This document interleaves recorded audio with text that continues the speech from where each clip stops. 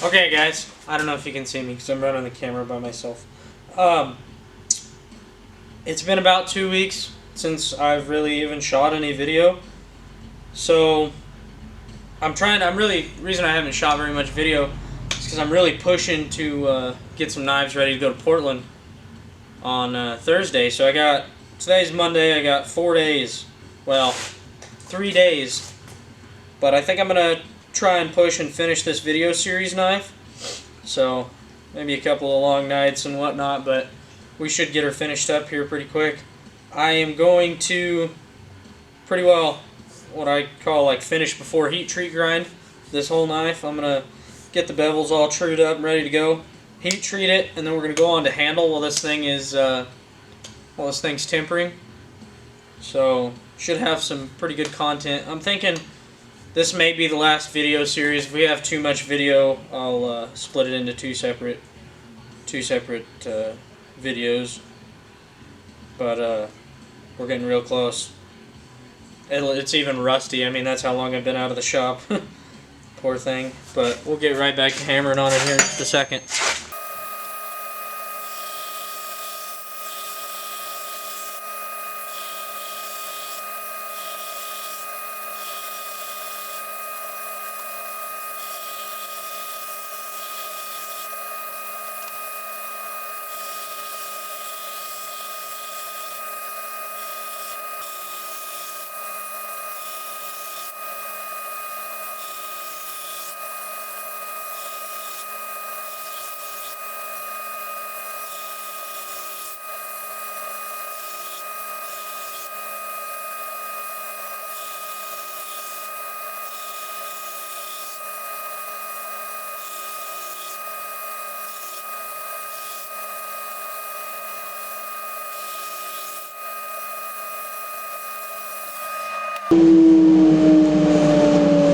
Alright, so what I've got done now is I've got the flat grounds brought all the way up. They're not 100% dead on even, but we'll fix that in the higher grits here in just a second. But that was a 36 grit belt. I'm gonna run up to 100, and these are shredder belts. They're combat abrasive shredder belts. I love these things.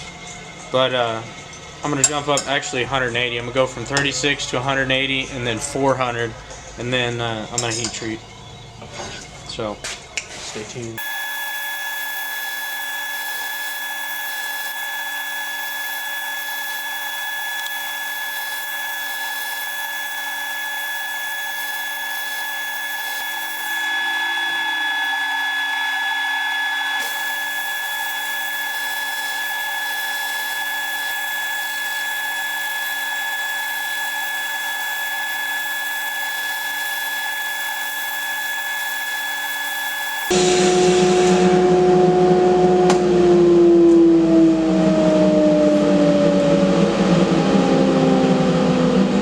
Look at how nice of a surface finish we just got on that. I mean, it didn't take very long. I just like to go up to 400 because it kind of helps keep the scale to a minimum, so we don't have to grind off a whole bunch after heat treat here.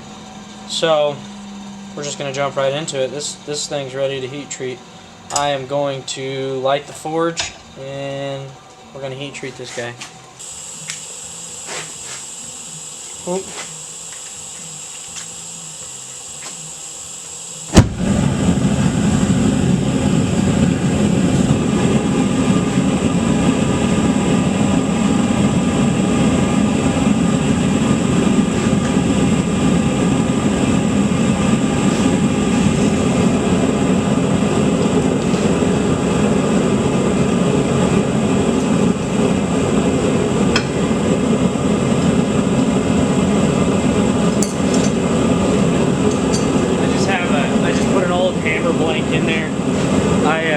Use it to set my knife up against, just like that, so the knife sets flat.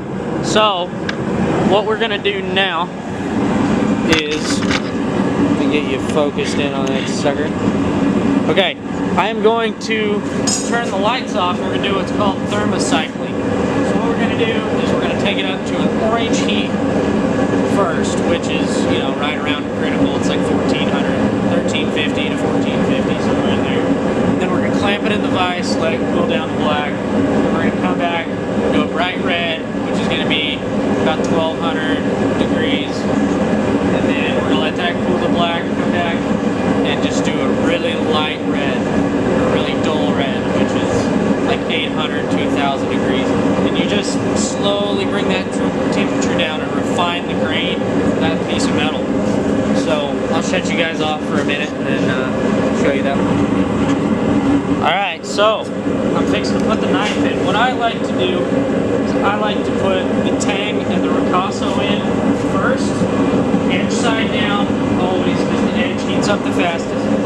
So what I'll do is put the ricasso end in there, let it get up to a nice orange heat, and I'll pull it out, flip it around, and put it back in. Tip first, but edge down, because the spine takes the longest to heat up, so you want it closest to the burners. Let me show you what I'm talking about here. See that? The edge is already red right there, and the ricasso is still kind of at a black heat. That's no good. I don't know if you guys can even see inside the forge. Yeah, perfect. Alright, so we got a little preheat in that ricasso. You can tell it's kind of a reddish color. I'm going to set it on the anvil right in front of you guys. Flip it around. So now I got a hold of the tang end. What I'm going to do, stick it in, tip first, edge down. And I will just kind of block that off to keep the heat in the tang. So this doesn't take very long. I mean, it takes maybe a minute to get up to critical. What I'll do is just keep checking. I'll just keep pulling it out, checking it. Kind of helps keep it even too if you kind of pull it out, check it, put it back in, run it underneath that burner.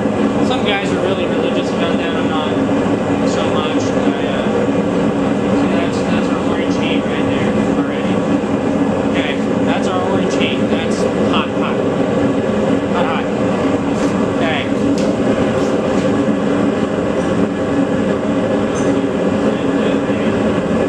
Nice. Just let it cool down. And something that I like to do, see, I've got it over here in the vise. But a little side note, and I mentioned this on a previous video, I think.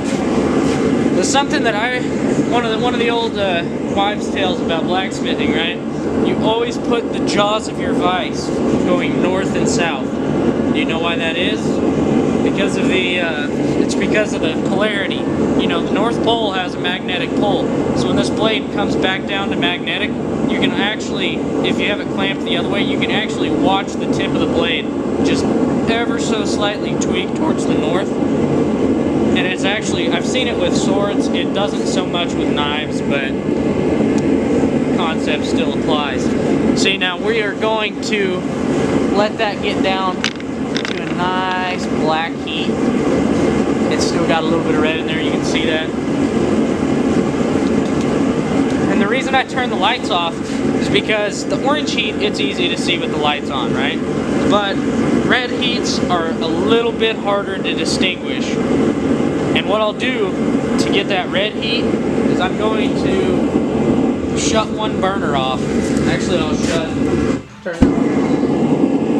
leave the farthest burner away from the knife on, just to kind of kill some of the heat, because it's really hard to judge the temperature.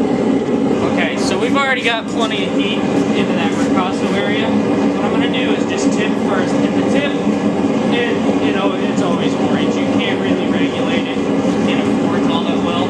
So we're just going to let it, I'm going to keep a really close eye on it. We're looking for bright red on this heat. See right in there, looking for that color. We want it on the whole piece. So this time what I'll do is move it back and forth. Just so I can keep a really good eye on it and bring that cherry red right along the edge there. See it coming back? See it? There. Just keep it moving. Keep it moving.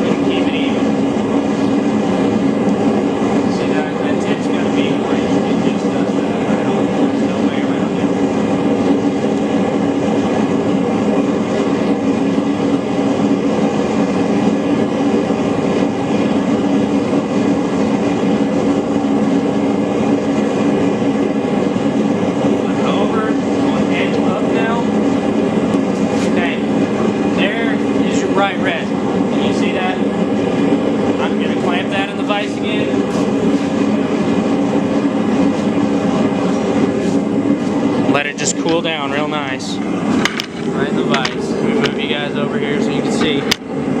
There's our bright red. The tip's already cooled down. See, the tip's the thinnest part, so it's going to heat up and cool down the fastest.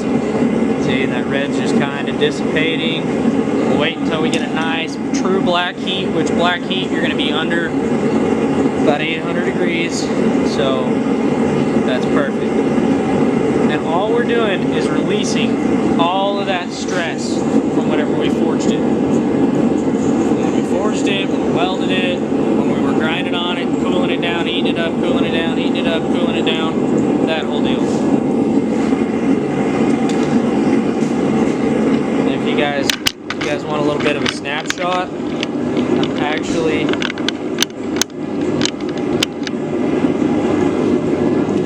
copy etching a knife right now, so you guys can see that. I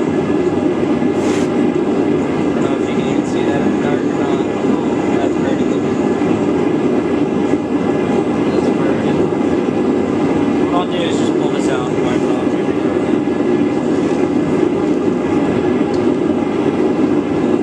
Okay, back to the important stuff. Knife's at a black heat.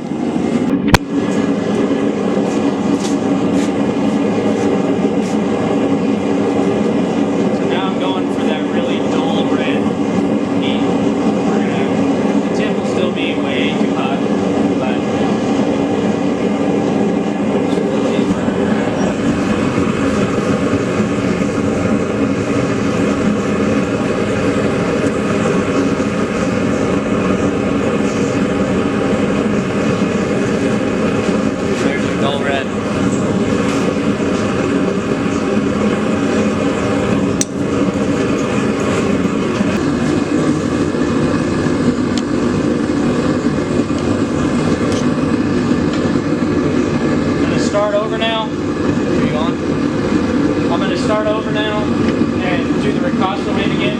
Get that heat built back up in there, and then I'll flip it around. Get the whole blade up to critical. I've got edge side down right now. I'll flip it over, do edge side down for a while, and then do edge side up to get that final critical temperature. And then we're going to go straight into the oil.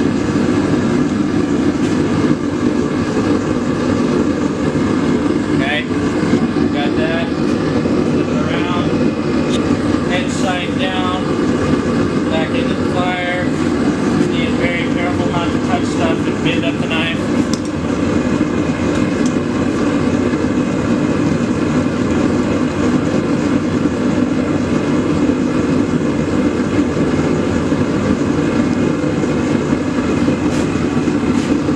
Alright, that's pretty well there. I've got a couple of little darker spots in there. Kind of bring it in and out, right on that, right towards the ricotta, a little dark spot, just get it nice and even. Okay, I'm going to the oil. Fire, smoke. Okay, now everybody that you watch on Forged in Fire almost leaves their knife, or doesn't leave their knife in the oil for very long, so I see all the oil flare up, you know. Looks good on camera, but I go for like 15 seconds, 10 to 15 seconds in the oil. So I'll just keep working it. You want to work it straight up and down. You whip it side to side, it'll bend to the knife. It's no good. So you just kind of dunk it. Give me that red rag behind you. Camera lady. Oh, Lord. Okay. I'll just kind of wipe the excess oil off of it. Give it a look. Still perfectly straight. Beautiful. You can see that on camera. Perfectly straight. Beautiful. Okay, so we're going to take this, clamp it back in the vise. Just let it cool nice and slow. Alright guys, I decided to add a little bit of color to this one. Been dying to use this dyed blue maple here. Really bright. Nice. Okay, so we're going to kind of I've already actually got some handle markings on here, but that was for a knife that I was gonna use this for and didn't end up doing. So what I'm gonna do is just try to scoot the knife as far towards, leave me a little bit of room so I have enough room to put some nice curvature in the knife. Then what I'll do is just kind of come in here, trace the tang where I want it, just about like so. And it's not going to go that deep in the end because it'll have a guard on it. I haven't really decided what I'm going to do for a guard yet, but we'll figure it out.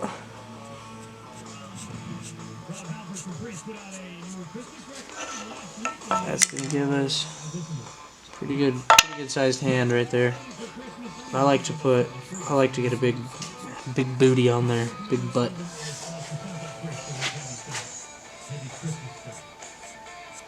So we'll start with just something goofy, ridiculous, and then we can always trim back to that.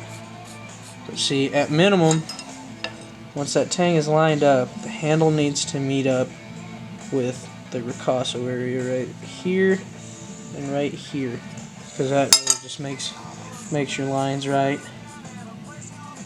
But I'll cut it a little big, somewhere right in there. And this will be even more, thinking right about in there. And then we can do anything we want to do with that later on. That's just me kind of getting the wheels turning. I'm fixing to start tempering this. What I'm going to do is here, I'll just run you over to my little cookie oven. Okay, so I've got a little cookie oven here. And this is what I use to temper my blades in. It's kind of low tech. I like it. It's easy. It's way cheaper than a kiln. I got a couple of barbecue thermometers in there, make it keep temperature and stuff like that. But I'm going to get that to heating up. Get the old knife in there.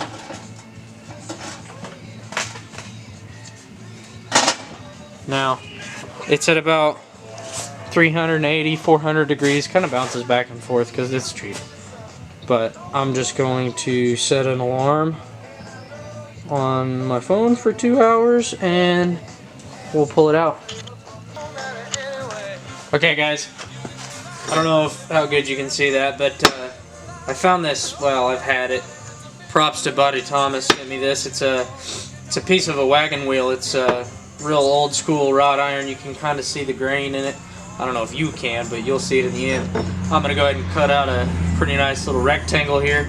That's going to be the guard for our knife. I'm going to do a little bit of forging on it so I don't have to grind the whole thing, but I think it's going to be super cool.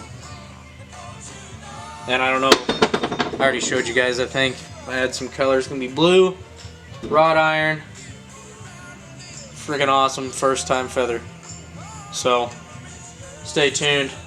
I'll just get this cut off.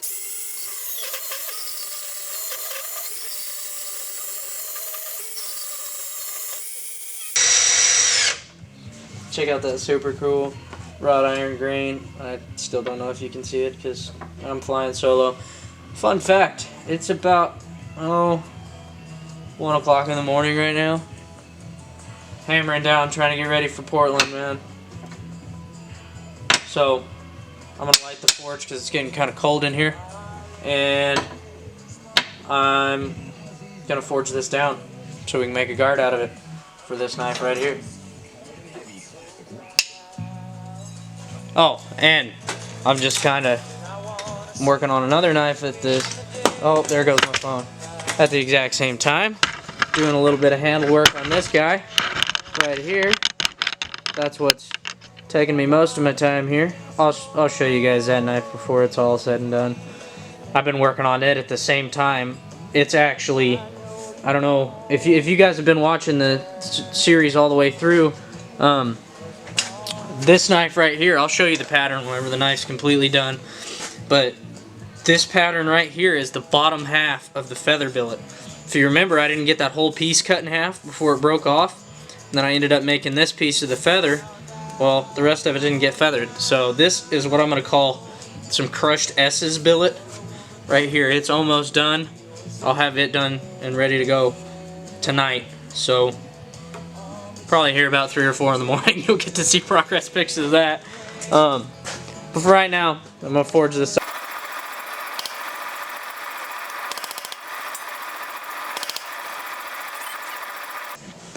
Sorry about that, guys. I just missed the heat on that, but that's about all I'm gonna do. Pretty much all I did was kind of consolidate it and draw it out a little bit. Added a little bit of thickness. That'll be nice. We'll have a little bit of room to play with. But just gonna kind of clamp it in the vise here and let it cool. Got it nice and straight because it had kind of a curve from being a wagon wheel. Wrought iron makes me nervous because I don't really like forging on it very much, because you can see right there, especially under the power hammer, I was working at almost a welding heat. I don't know if you guys could tell on camera, but that was almost a welding heat, and I still cracked it a little bit on the end there. But that'll grind right out. I think the rest of it's pretty solid. But I seen it start cracking right there, and it kind of made me nervous. So that's as far as I'm gonna go. We're gonna turn that into a guard. Okay, guys, sorry about that. The camera died last night, and well, I gotta get this knife done. So, update on what happened off camera because my battery died. I went ahead and I'm starting to get this slot going for the guard here. I took well, it's really dirty right now, so you can't really see much, but I took the knife up to 400 grit, I believe. I don't know, it was like 3 o'clock this morning. And I went ahead and drilled the tang hole and brought the temper back in the tang. It's pretty much gone, but I took it up to a blue temper, and you can kind of see where that straw got up into the blade, which is exactly what we want. And I got the tang brought down. It's still a little bit over. I mean, it looks small, but it's got plenty of meat to support this guy. And I like doing these tangs as small as possible, but you still want that. I mean, it's still a 1/2 inch wide up here at the top, and probably 3/8 at the bottom maybe. But I really like to do these tapered tangs because it keeps from getting a lot of shock into your hand if you go to chop it on something. And this thing is going to be just super strong. But what I do, and this is a mess right now. There goes my file. I actually went ahead and burned in the tang whenever I drew back the temper.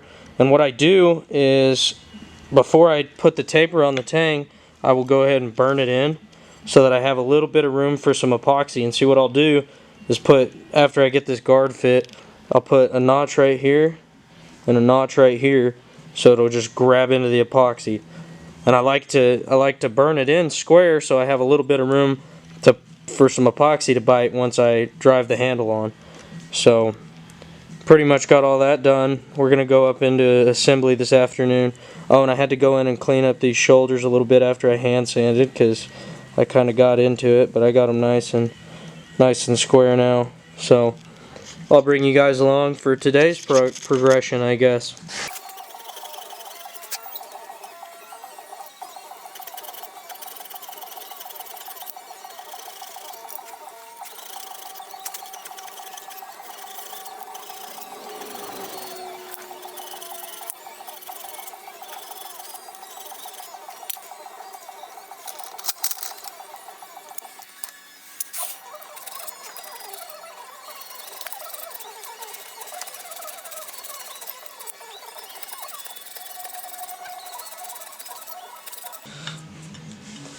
Oh yeah, I almost forgot. Let me get you guys off the camera stand here. I mean, as you can see, there's sandpaper just freaking everywhere. I pretty much spent most of the night last night working on the other half of that billet. Everybody kind of might want to know what my shop looks like. It's a complete and total mess. I've got 3 saddle repairs to do here, and I don't even have room to put them in the shop. So here is the saddle shop. Wait for the lights to come on. Saddle on the stand, saddle stitcher. I got my whole engraving set up here. So what I really wanted to show you guys is the knife that I finished up last night. Ooh.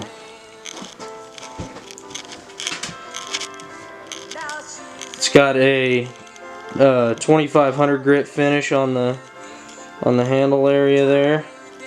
That is Bees Wings Nara, and I don't know if I can get it to focus on the engraving or not. Engraving is super hard to photograph.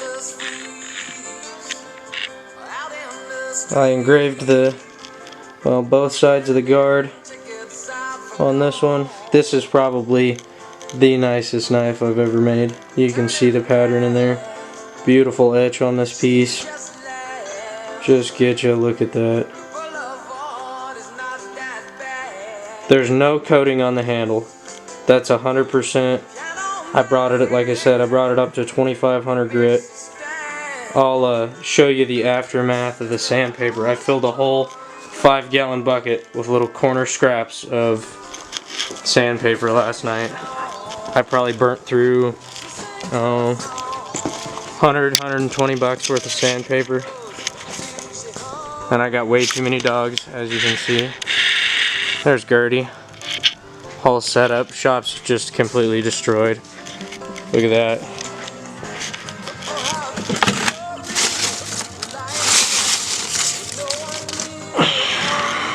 Spent most of my night right there last night. Ridiculous amount of hand sanding. And I've got about that much more to do on this guy before I am done with this guard and knife and everything. Oh yeah. And oh, what was I gonna say?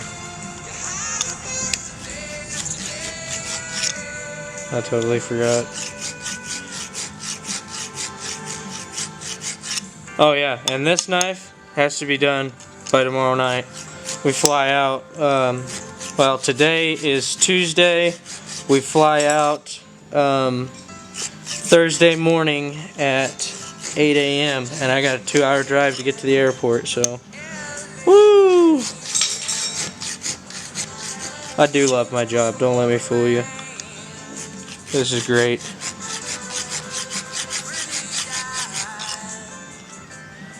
We're getting real close on this, so I'm doing lots and lots of test fits on this guy. Hopefully I don't go out of frame on you. I can't see nothing. Oh, getting close, man. That looks nice. You just got to take them 2 edges up a little bit farther. And what I'll do is I'll fit this up until it fits about 1/8 of an inch from the ricasso there, and I'll hammer it the rest of the way on to just make sure that we get that super awesome tight fit on it. You'll get to see all of that. I won't let the camera die on you today. And this is just a well, it was a needle file, but I went in and did some engineering on it several years ago. I just ground one side off and made it skinnier this way, and it works really nice. It's kind of getting dull, so I may at some point have to invest in another one, but for now this guy's doing the job, I believe.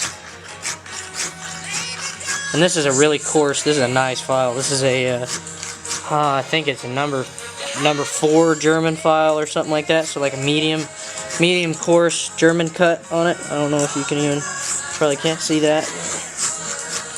Nice file. While I'll just tap my file out, you see all that dust just came out of it?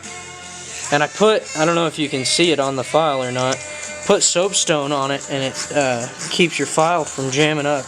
Works really good if you're filing on brass or copper or something like that, because it won't let it plug your file, which is super handy pro tip, don't forget that.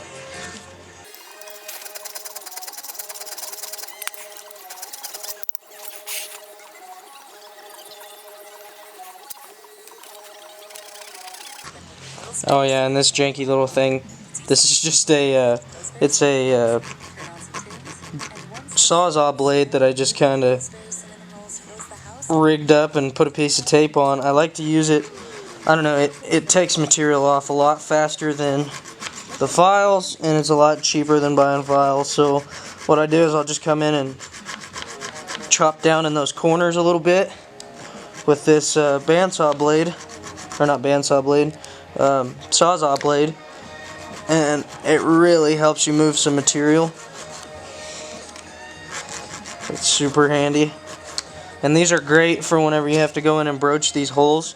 Build them like this. I mean, you can make them a little bit thicker, and you can run them right in the handle and really clean up the insides of it, so that you don't have to burn in or whatever.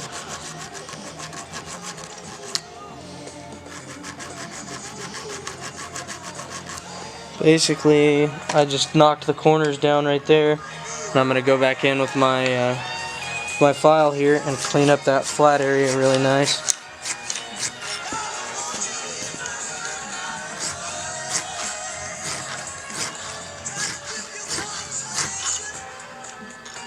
Trying to stay away from the edges here as much as I can, because they're pretty loose right now. I don't want to take any more off of the edges, because I'm probably going to have to peen them over anyway, because I've already gone just a tiny bit too far.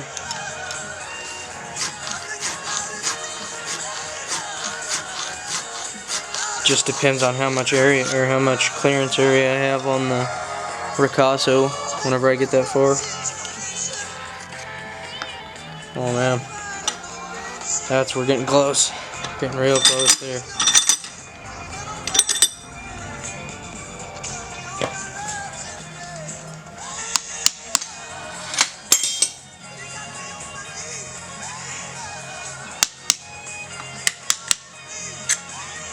Okay, so what I'm going to do is come in. Now I've been cutting this in at an angle. I don't think you can there's no way you can see in there. But I'm actually cutting it at an angle like this, so that it matches the angle of the tang. Well, I've got this side the right width, but this side's too small. So I'm going to go in and just take a tiny bit of that angle out.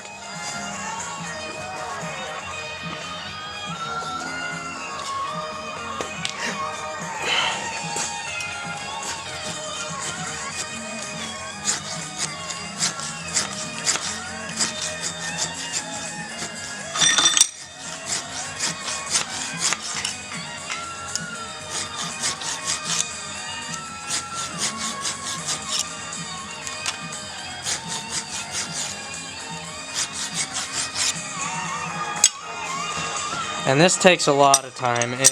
It takes forever to get it right. I mean, and you want to go slow. You want to take your time and make it right. Very important. Okay, so I gotta take some more off right there. Right there. I don't know if you can see that or not. Kind of hurrying. Kind of a walking zombie today after working all night.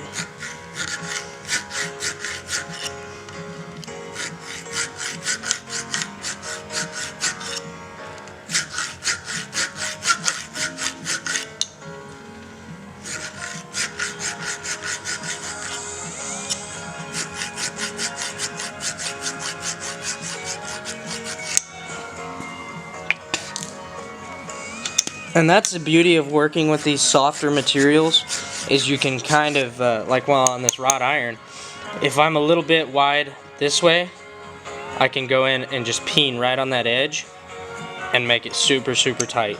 If I don't end up just perfect on the first try. You can do the same thing, brass, copper, mild steel, anything like that. I mean, as long as you're not using like a Damascus or something like that that you have to etch before, or you have to harden before you can etch it, or before you can go in and put this slot in there, then you'll be just fine. That doesn't mean, I mean, you still want to stay as tight as you possibly can, you know, if at all possible.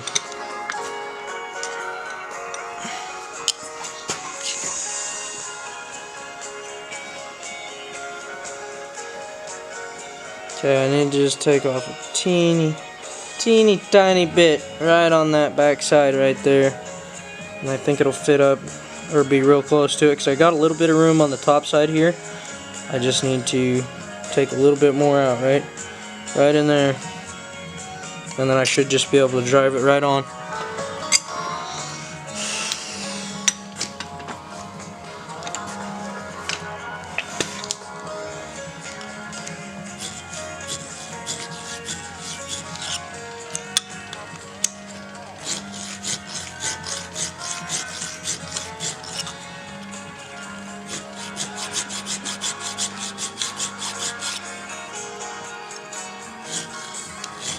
And it's really easy to get impatient right here, trust me, because I do. I'm really trying not to, just trying to take my time. I mean, it's super hard because I'm on a deadline right now, but just trying to take my time, do it right.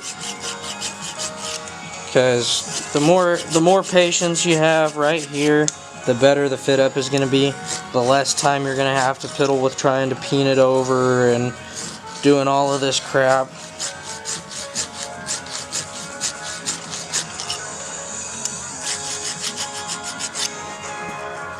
That might just do it. And I mean, that's all I usually, I'm getting real close, so I'm just checking and checking and checking and checking. Alright, just need a teeny tiny bit right there, and then I'm going to hammer it on. See how close I'm getting right there? So I'm going to do just a teeny tiny bit right there, and I'm driving it on.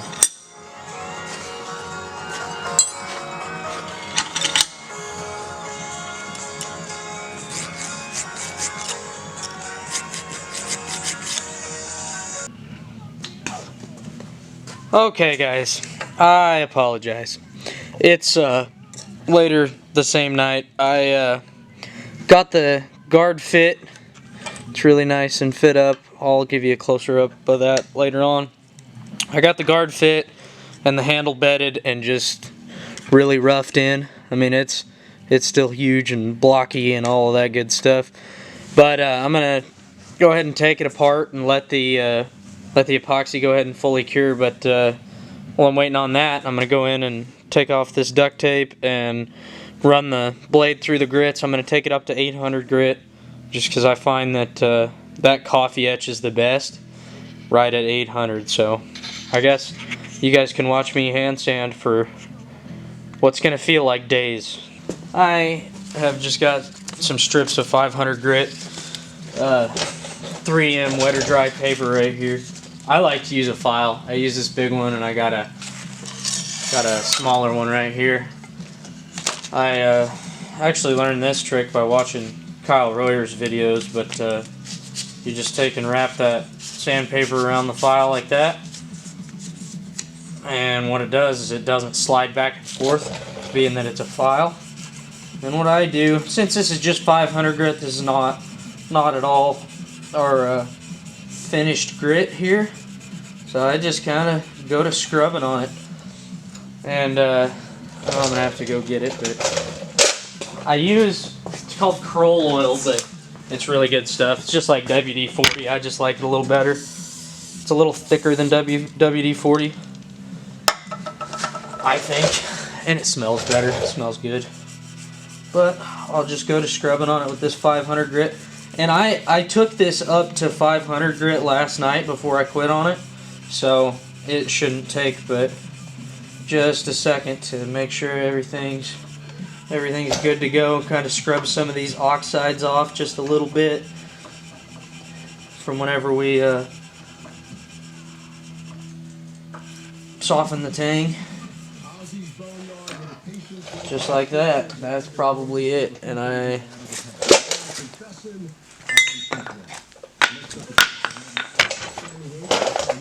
usually try to keep a rag handy. Bear with me as I'm just getting set up for the probably 3-hour hand sanding process that's just about to commence. And when I do the ricasso, I don't know why, I just like it the best. If you go straight pulls on the blade like this, just back and forth on the blade, but on the ricasso, I like to take a slight bit of angle, and it seems like I can keep the Ricasso more crisp that way, keep the edges from rolling over a little bit. I don't know why it is. That's just how I like to do it. And that's a 500 grit finish right there on this side. Nice and easy, because I did it last night, like I said. I'm just kind of going through making sure. And I go over and hit the other side here, see where it's at, and then we'll probably just bump straight from 500 grit right up to 800 and get our final hand sand in there, and then we'll go in and etch it, and then we'll go to work on the guard and handle. Only reason I didn't glue the guard and the handle together is because I am gonna put some I don't know where I put them, G10 spacers in there, just to add like a nice black line in there. I don't know, I'm kind of wrestling with black, but blue would be too much, I think, with that blue handle. I don't know. I have problems with design choices and whatnot. But I'm going to just go ahead and do the exact same thing. Bring this guy right back up to 500, because we've been kind of hammering on it today, and I'm just making sure it didn't pick up any new scratches from setting the tang or anything like that. So, and I just try to pay a lot of attention right there to that plunge grind section. I've got 3 little bitty scratches. I'm guessing they look like 400 grit scratches. They shouldn't be too hard to get out, so I'll just kind of work on them and then take a couple of drags all the way down the blade and then just kind of go back up and work on my 3 little scratches that I got right there, because you want to get it as perfect as you possibly can. I mean, especially with hand sanding, before you go up a grit, you want to make for sure that you have all of the previous grit scratches out of it, or it'll just make your life miserable. See, if I don't get all these scratches out with this 500 grit right here, it would take days to get it out with the 800 grit. So I try to do the best I can on each grit, because it saves you a lot of work in the end. And trust me, if you've ever hand sanded a blade and you get done and you get all the way through the grits and then you find one scratch on it, I've had to go back and re-hand sand, go all the way down to like 320 and restart on a blade before, because I got it all finished up, got the handle on it, and then I started looking at it, I'm like, there's a freaking scratch right there, and I could not get it out. And at that point, you have to be really careful and mindful of the handle and everything. I mean, it just turns into a lot of work if you ignore scratches or don't pay close enough attention to, and you miss them. It's just horrible, trust me. Just get them on the first go. It's much easier.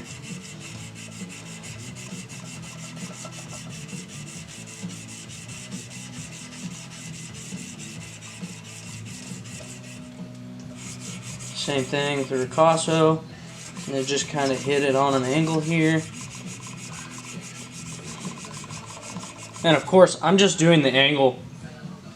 I'm just scrubbing at it at an angle like that, because what I want to do is just get the bulk of the scratches out with this 500 grit, and then I'll go in with the 800 and make those lines nice and perpendicular to the rest of them. I just like doing it this way because it keeps it crisp. So there is a little bit of reason to the madness. I don't know if it's the right way to do it, but that's how I do it.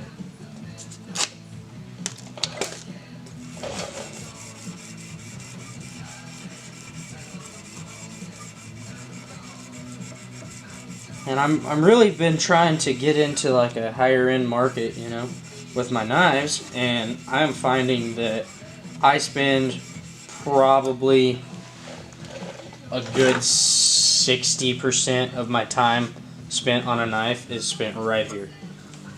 Setting here, see there's a pretty good scratch right there from somewhere whenever we were setting the guard or whatever. There's a pretty good scratch right there that I'm gonna have to work out on the Ricasso.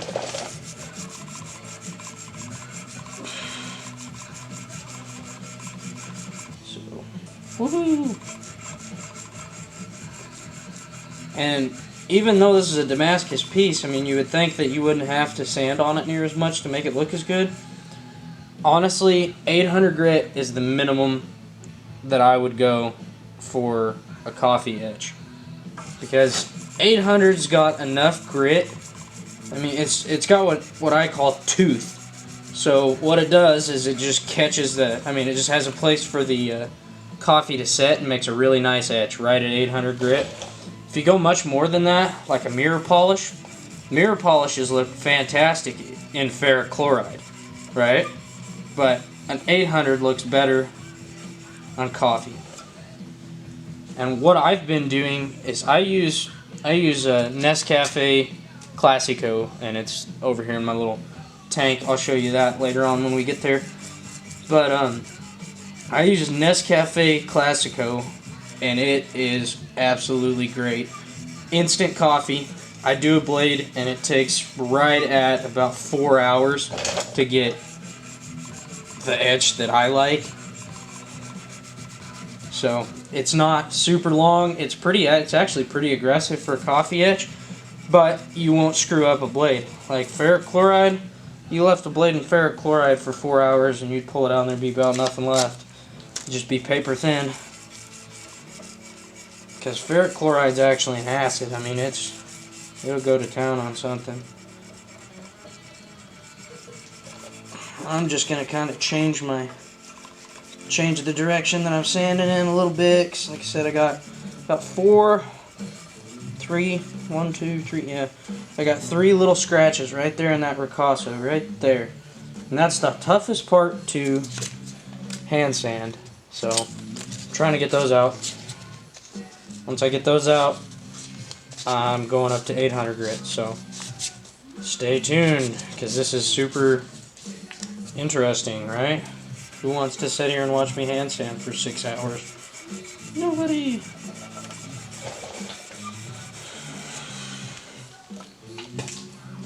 That's why I'm talking a lot, because I'm bored too, believe it or not. So, you know, if anybody wants to come out here and work for free and learn some stuff, I will let you hand sand all you want. I promise I can keep you busy with hand sanding. So, just let me know in the comments if anybody wants the job. I can't afford to pay you, but you might learn something.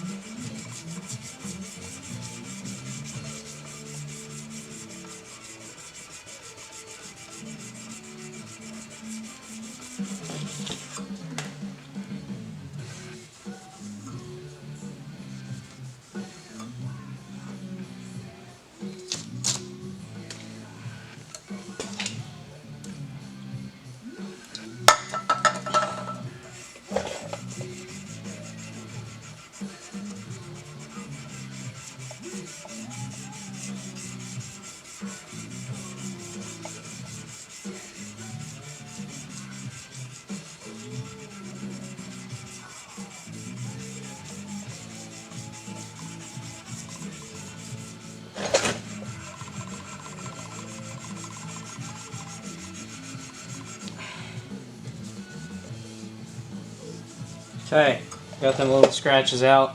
I'm going to go ahead and invert my vise here and do the spine and the bottom side of the ricasso, because I almost forgot about them. So guess we're not going straight to 800 grit. I apologize, I fibbed a little.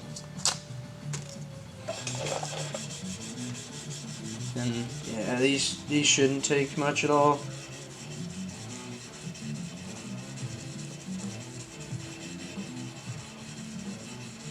Okay, actually I'm not even going to go to 800 grit for a little while here. What I'm going to do is I am going to get these flats, I'm going to get everything up to 500, and then I'm going to go and electro etch my mark in here, and then I'm going to put this top. We've only got like a week into this knife, you know, so what do we got to lose? The way I see it. That's one of my biggest downfalls too. I love trying things for the first time on knives that are almost finished and I have a deadline, so that's a little backstory on me. It's pretty awesome.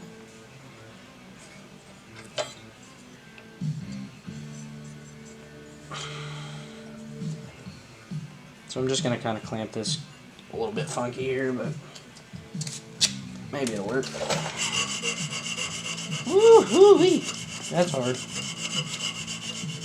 Okay, so what we're going to do, we'll 400 grit that and then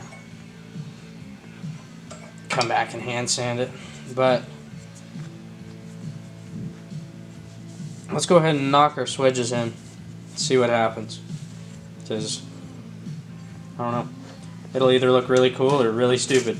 Either way, we're pretty much going to be stuck with it at this point.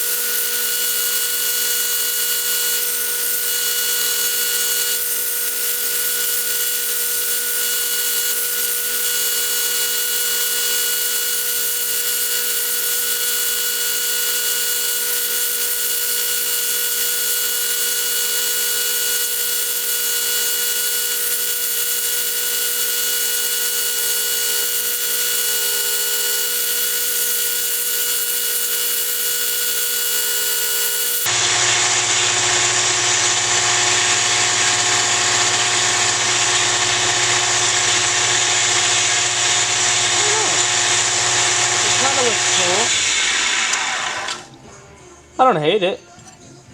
I think we can make it look really cool. I think it'll etch kind of nice too. So, let's do that. I wonder if we should go in and do this too.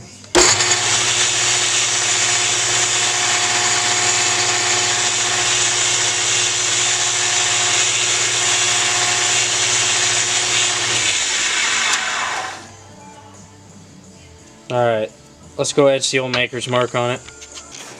Okay, here is my stamp with my last name on it. That's how I mark most of my knives. Some of them I engrave. I always put it on the left side. Actually, no, hold on. Put it on the right side so the P is facing the user. That's just, I don't know, that's just why I do it, or how I do it. Don't really have a rhyme or reason for that one. Then what I use is this Selsun Blue painter's tape. I just have it and I like it and it's cheap. So what I'll do is just put that one down. I like to go all the way around it so none of the etching liquid can get underneath it, because it'll kind of wash it out a little bit and I don't want that. So, and then a lot of times I'll have some sticking over the top. So I'll just wrap that tape over. Then this next piece of tape, put on right like that. And I like to make sure that the stamp is kind of pulled tight, just so, you know, there's a little bit of a seal there.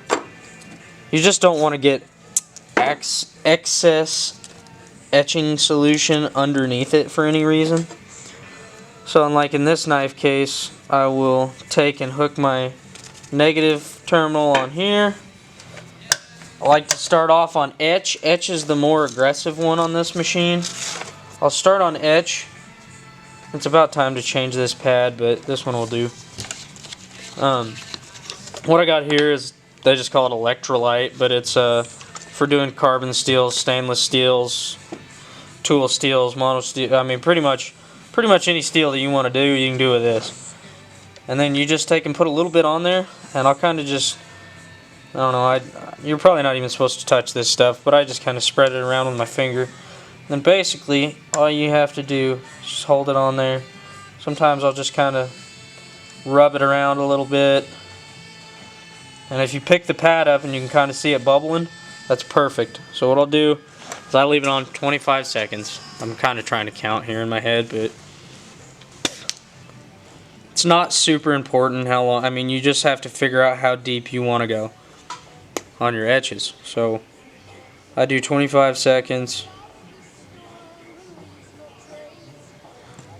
Just like that. And then I'll just kind of let it set for a second and cool down, because this will actually heat up the knife.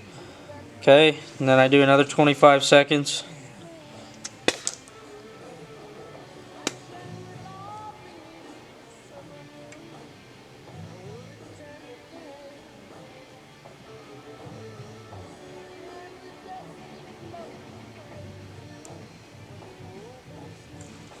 Okay, let it cool down for a second. 25 seconds. I do 4 25-second cycles, so right at 100 seconds approximately. I mean, I'm probably way off. I just kind of guess.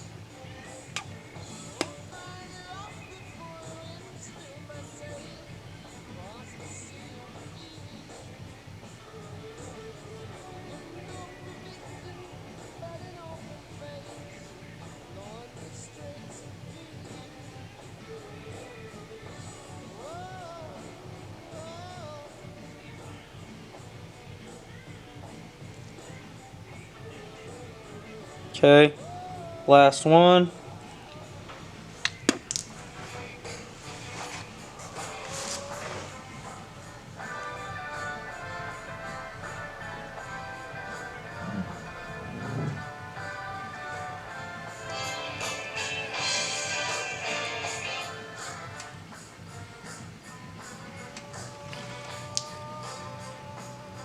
Okay, now I will switch my machine to Mark. This is Personalizer TM, I believe. So I'm on Mark now. I'll go 2 25-second cycles on this one. Mark, I've found if you use Mark, it just kind of cleans up the edges, makes it a little bit more crisp on the edges of your letters. I just like it.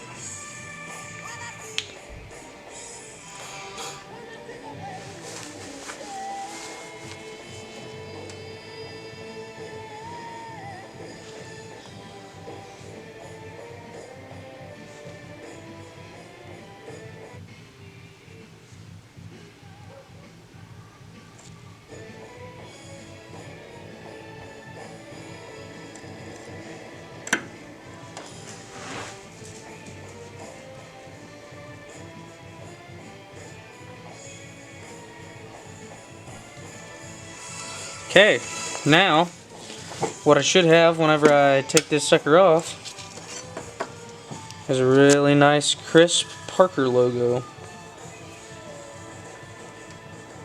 It's pretty deep, good stuff. Now I'll hand sand over that, and it'll really crisp up. So what I'll do is get the tape off of this, which is my stamp, or my, oh, it's,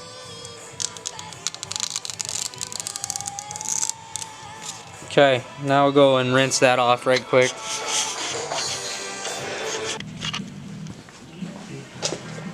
Okay, so what I'm going to do is just basically hand sand over that right fast.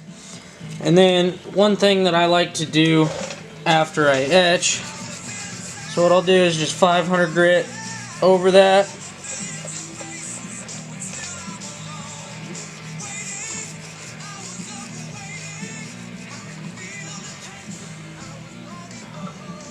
Just like that. Then what I do,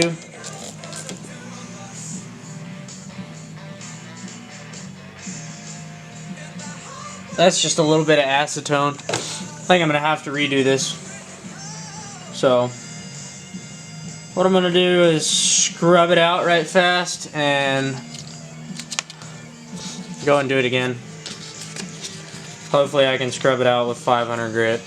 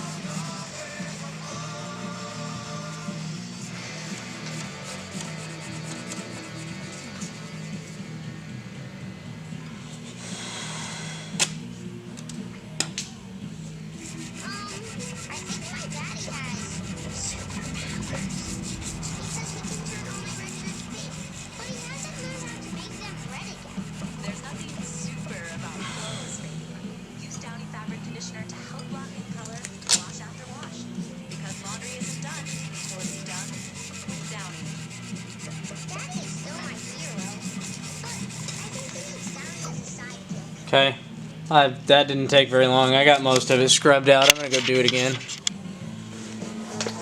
Okay, so that's much deeper on that one. I did a lot better on that one. I went ahead and changed that dirty pad that was on there. I think that was my main problem, because I did it pretty much the same amount of time. So let's see if this one will clean up any better.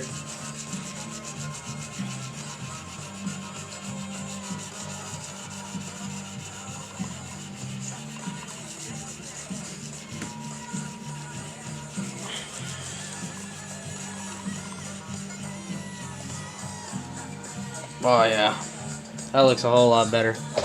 So what I'll do now is I like to take and put some bluing acid in there, cold bluing acid. So what I'll do is grab that and grab a little cotton swab and do that right.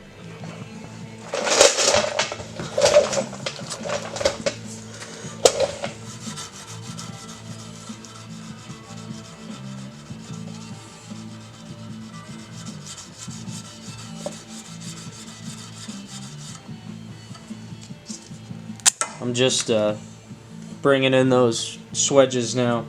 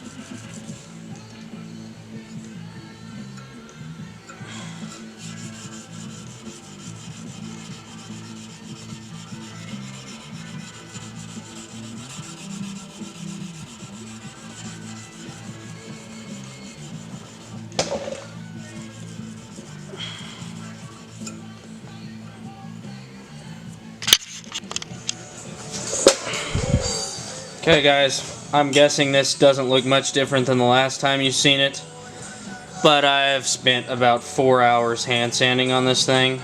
I am gonna go wash it up and we're gonna get it in the etch so that we can toy around with the handle now. Alright guys, I got it just soaking in the coffee here. We're gonna let that sit for about an hour, maybe 2. I just kind of set the lid over it so it doesn't get full of dirt. I'm gonna go to work on the handle. We're gonna see what we can do in that department.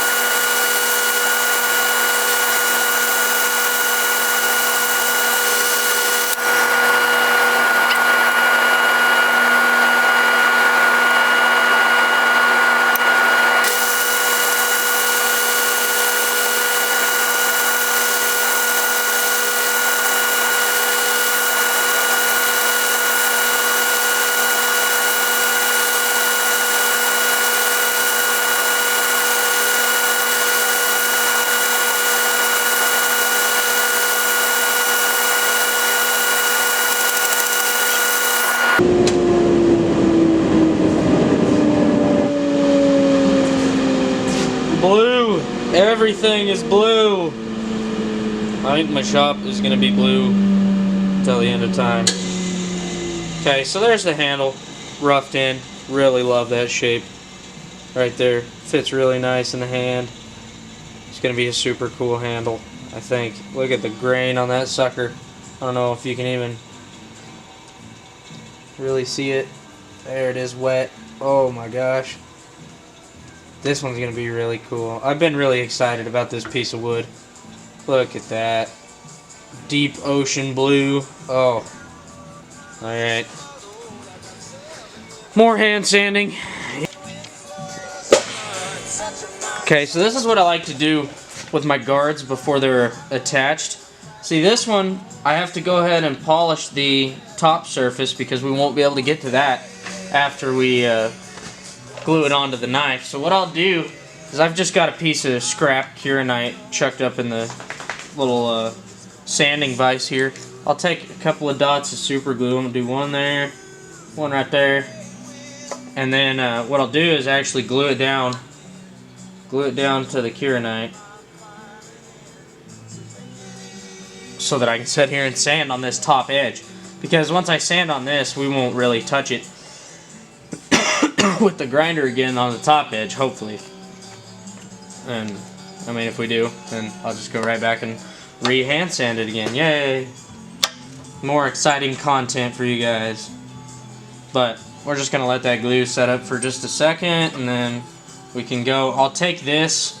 Probably gonna go up to like 1500 on these flats, just because they look a lot better at a higher polish. And I'm gonna etch this. This is wrought iron. It looks super cool whenever you etch it. So, your battery's fixing to die, so I'll go ahead and charge your battery while I hand sand on this. You guys won't miss much. You've seen plenty of hand sanding. Oh, you're actually doing YouTube stuff right now? Yeah. Oh shit! All right. All right. There's the pattern right outside of the coffee edge. Still can't see it on camera.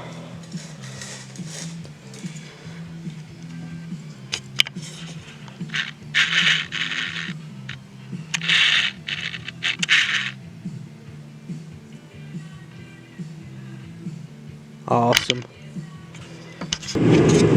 Alright guys, I really apologize for the lack of videoing. I kind of feel like I'm shorting you here on this last video, but I've got the handle. It's gluing right now actually. I don't have any clamps on it because that pin's super tight.